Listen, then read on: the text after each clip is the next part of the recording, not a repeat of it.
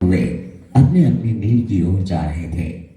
गांव की कुछ स्त्रियां पानी लेने के लिए घड़े लेकर कुएं की ओर चल पड़ी।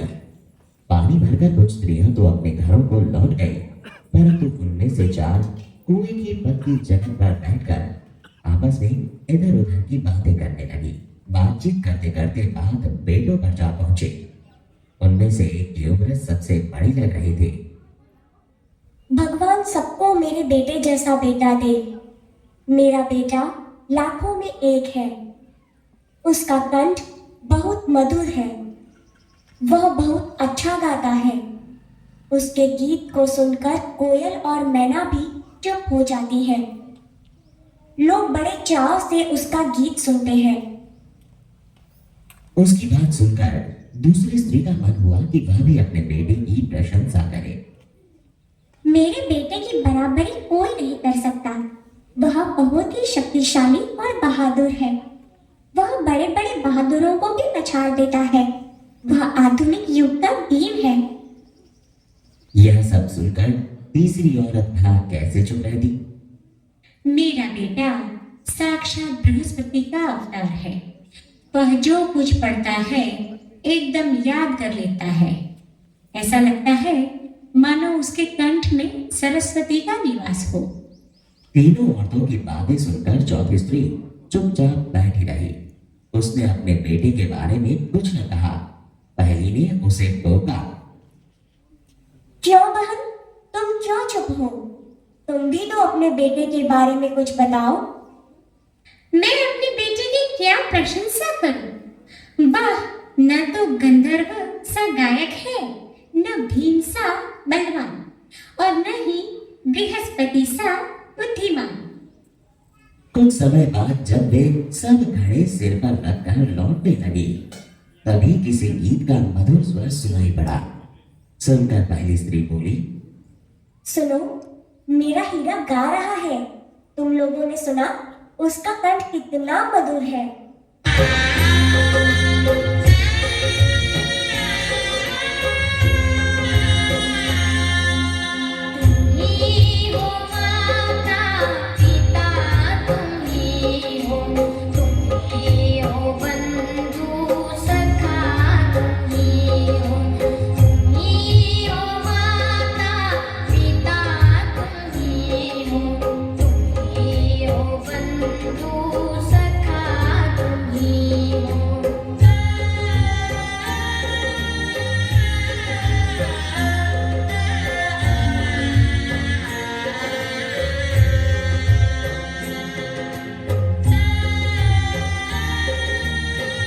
वह लड़का गीत गाता हुआ उसी रास्ते से निकल गया।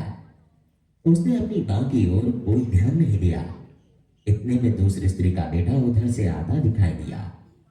दूसरी स्त्री उसे देखकर गर्व से बोली, देखो, वह मेरा लाडला बेटा आ रहा है। शक्ति और सामर्थ्य में इसकी बराबरी कौन कर सकता है?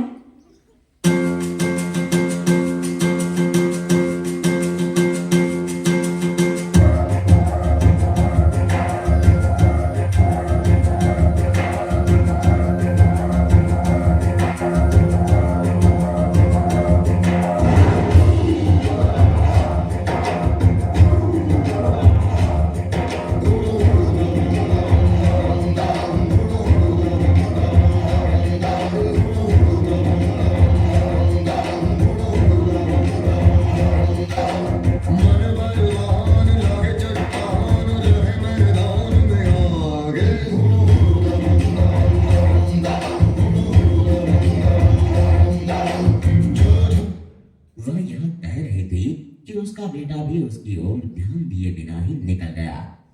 वे कुछ आगे बढ़ी तो एकाएक तीसरी स्त्री का बेटा उधर से संस्कृत के श्लोकों का पाठ करता हुआ निकला।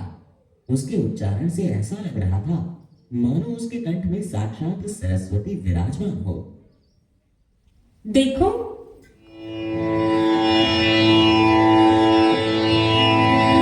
त्वमेव माता च पिता त्वमेव, त्वमेव बन्धुश्च सखा त्वमेव, त्वमेव विद्या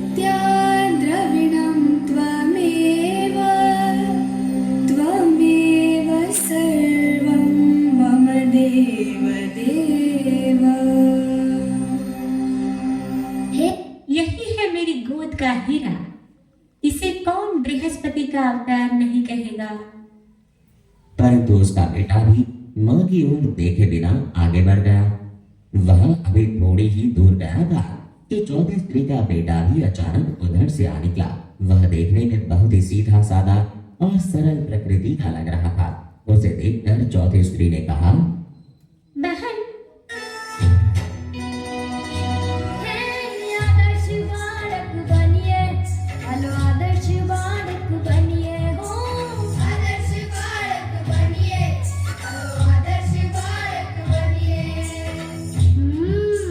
તો પછી આદર્શ બાળક બનવા માટે શું શું કરવું પડે?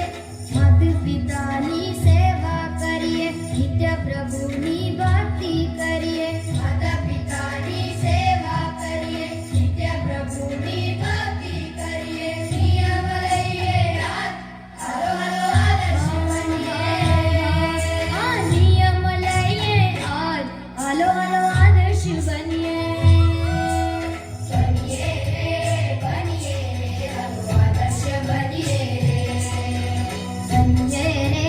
બનીએ રે હાલો આદર્શ બનીએ। बहन, यही मेरा लाभ है। चौथी स्त्री उसके बारे में बता ही रही थी कि उसका बेटा पास आ पहुंचा। अपनी मां को देखकर वह रुक गया और बोला, माँ, लाओ मैं तुम्हारा गला पहुंचा दूं। मना करने पर भी उसने मां के सिर से पानी भरा घड़ा उतारकर अपने सिर पर रखा और घर की ओर चल पड़ा। तीनों औरतें बड़े ही आश्चर्य से चौथी स्त्री के बेटे को देखती रही। एक वृद्ध महिला जो बहुत देर से इन औरतों के पीछे चलती हुई इनकी बातें सुन रही थी, पास आकर बोली, देखती क्या हो, यही सच्चा हीरा है।